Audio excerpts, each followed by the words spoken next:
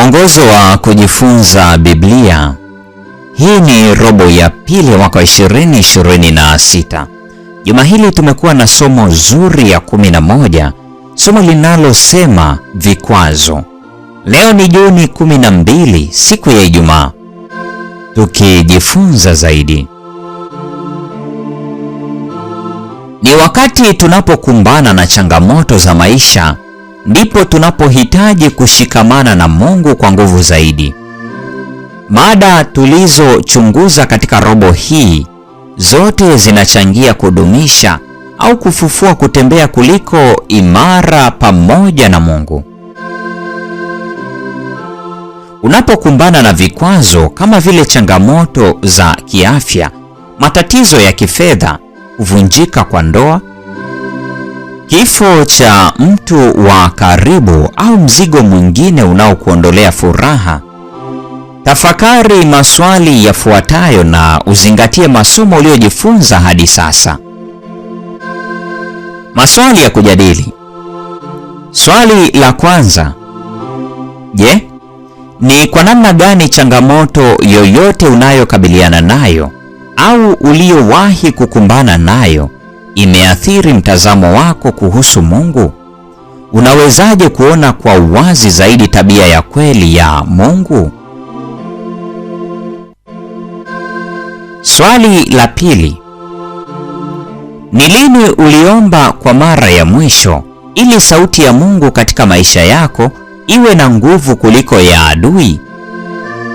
Mwivi, yaani Shetani, haji ila aibe na kuchinja na kuharibu, lakini Mungu hutoa uzima tele. Yohana Mtakatifu sura ile ya 10 aya ya 10. Swali la tatu: Je, moyo wako ni mnyenyekevu? Je, unaamini kwamba Mungu bado anatawala na kuongoza maishani mwako licha ya matatizo? Ikiwa sivyo, unawezaje kujifunza kuamini kwa unyenyekevu katika wema na upendo wa Mungu kwako binafsi? Swali la 4: Je, unadumu kila siku katika neno la Mungu? Mwombe Mungu aamshe tena upendo wako wa kwanza kwake unapopita katika nyakati za changamoto. Swali la 5: ni lini uliamua kumgeukia Mungu kama mfariji na mshauri wako katika maombi, ukiamini kwamba ametimiza ahadi yake ya kutokupungukia wala kukuacha? Waebrania sura ile ya 13 aya ya 5. Swali la 6: ikiwa imani yako ni dhaifu, omba: Bwana, naamini, nisaidie kutoamini kwangu. Marko 9:24. Zungukwa na watu wanaoweza kukutia moyo badala ya kukuvunja moyo. Swali la 7 na la mwisho: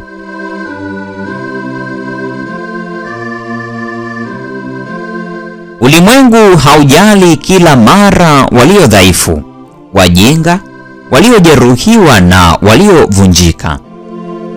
Ujumbe wa Mungu wa maana uweza wangu hutimilika katika udhaifu, katika Wakorintho wa pili sura ile ya 12 aya 9, ni ujumbe unaoweza kubadilisha maisha ya watu kwa njia ya ajabu. Fikiria mtu ambaye unaweza kumtia moyo kwa ujumbe huu leo. Muhtasari. Bado tunaishi katika dunia ya dhambi iliyojaa maumivu na mateso, na kila mmoja wetu hukabiliana na matatizo wakati fulani katika maisha, mambo yanayoweza kutufanya tuhoji upendo wa Mungu. Tunapotazama jinsi watu mbalimbali katika Biblia walivyokabiliana na changamoto za maisha, tunaweza kupata ujasiri kwamba mwitikio wetu katika nyakati kama hizo unaweza kuimarisha safari yetu pamoja na Mungu ambaye habadiliki, Malaki 3 aya 6, na ambaye upendo wake husalia kuwa thabiti.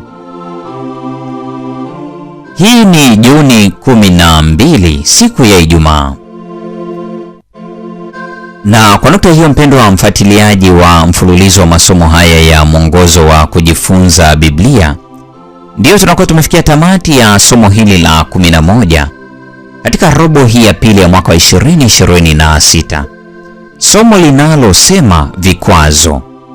Ikiwa Bwana atatupatia nafasi, tutajifunza somo la 12 juma lijalo, somo linalosema shiriki habari zake.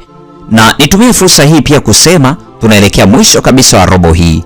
Jipatie nakala yako sasa, na huo ndio uwe mwisho kabisa wa somo hili. Mungu atubariki sote na nikutakie tafakari njema.